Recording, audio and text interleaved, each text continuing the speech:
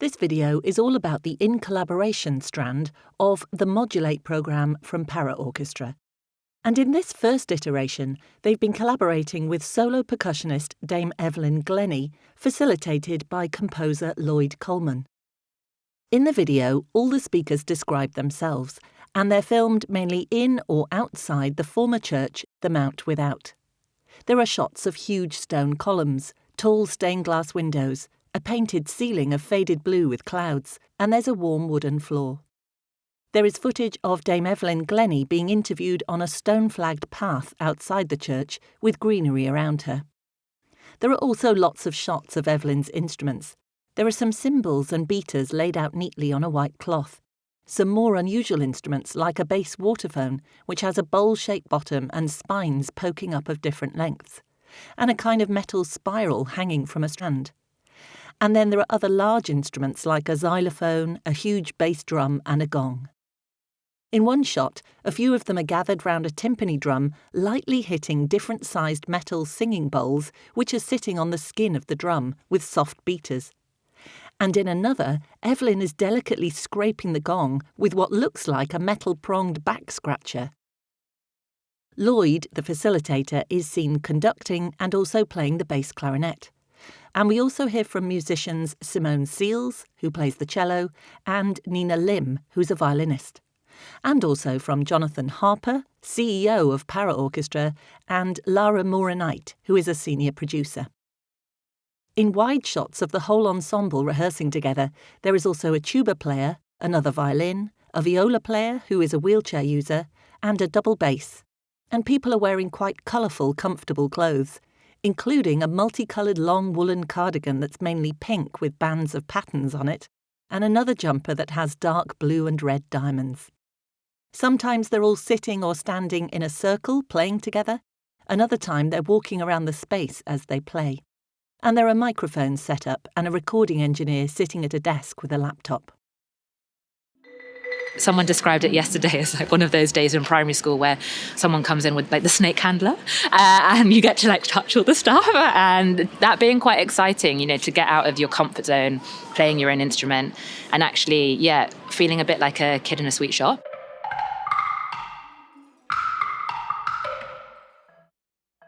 I'm Lloyd. I'm a white man wearing glasses and hearing aids. I have blonde hair and pale skin, and I'm wearing a brown jumper. In Collaboration is a new strand for us as part of Modulate, and it's an opportunity for our deaf and disabled musicians who work with us at Para Orchestra to work with high-profile deaf and disabled artists from many different disciplines, we hope. We're starting the strand with Dame Evelyn Glennie, which is amazing and a privilege to be able to work with her. But it's really all about getting in a room and trying out and experimenting on new ideas and new concepts with artists who are working at the top of their game. I'm Lara Moore-Knight. I am a fair-skinned woman with dark hair and a fringe in my mid-30s. I think lots of what Modulate is trying to do is bring together our musicians so that they have a really rich network and community. So obviously work is happening, music is being played and made, but there's an emphasis also on taking some of the pressures off. There's real importance in the alchemy, really, when you bring lots of people together. And I think genuinely working alongside someone of Evelyn's stature, and Lloyd is such a brilliant facilitator as well as composer. Now he's holding that space, I think really models what a brilliantly collaborative rehearsal room can look like. And I think that is of tremendous value and something that lots of our musicians don't have regular exposure to. So seeing how it can be done differently, I think, is part of the drive for us doing projects like this. I'm Jonathan Harper. I'm the Chief Executive of Para Orchestra. I'm a white man with dark hair, dark facial hair, and I'm wearing a blue shirt and a white T-shirt. I think what I've found from Modulate is just a real openness, not just from the Para Orchestra team, but from the musicians and composers to get involved. We're already seeing those musicians sort of starting to use these opportunities to take themselves into other directions outside of Para Orchestra, whether it's their own performances or their own commissions. And that is just such a great thing that's happened in 18 months. This is all about creating leaders within the arts over the next 5 or 10 years that play a fundamental part in how the cultural landscape looks.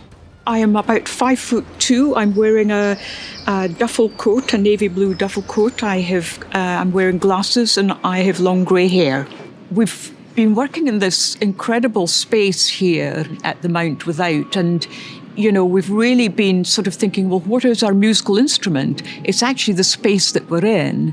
And then in my case, the percussion instruments and the tools that I use, or a double bass or the clarinet or violin, viola. I mean, those are just sort of tools in the same way as we walk into our kitchen and try to create a meal that we enjoy to eat. So we're creating sound meals and really trying to connect and use the space that we're in and trying to get out of convention as to how we listen, trying to work without a conductor, for example, trying to work without looking at each other, but most of all being really open to each other's ideas. My name is Simone, and I'm a cellist with Para Orchestra.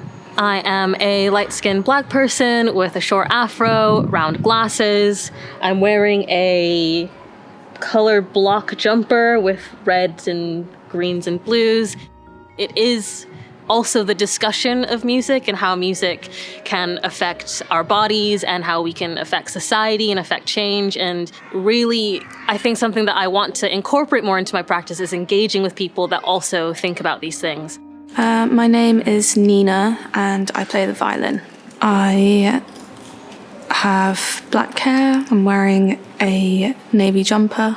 This project has felt really collaborative, and we've had a lot more freedom to play around with things, whereas I think normally when you attend an R&D, you kind of just turn up to learn the composition, you play it, and that's usually at the end, and this has felt a lot more explorative. We've had the courage to give this a go, and that's so crucial, and it's something that is often squeezed out of us as we study music. And I think that it's kind of reignited the permission to improvise. So, these 4 walls have just been such an opportunity to be ourselves, to be open, to be creative, to have that transparent communication, knowing that with anything creative, there's no right or wrong situation. This is about really having the courage to try. And I really hope that in my own journey as a musician, I've always felt the strongest asset that I hope I can cling on to is curiosity. And that has definitely been ignited this week. Text, footage, Jack Offord. Edit, Jon Aitken. Music by Lloyd Coleman. Audio description by Alice Gilmore. White logos on black background for Arts Council England, the Esme Fairbairn Foundation, the Mark Leonard Trust, Bristol City Council, Garfield Weston Foundation, the Linbury Trust, the John Ellerman Foundation, and PRS Foundation Talent Development Network, supported by PPL. Text, Para Orchestra in white text on a black background, which then repeats into a long column, slants over to the side, and then folds back in again into one word.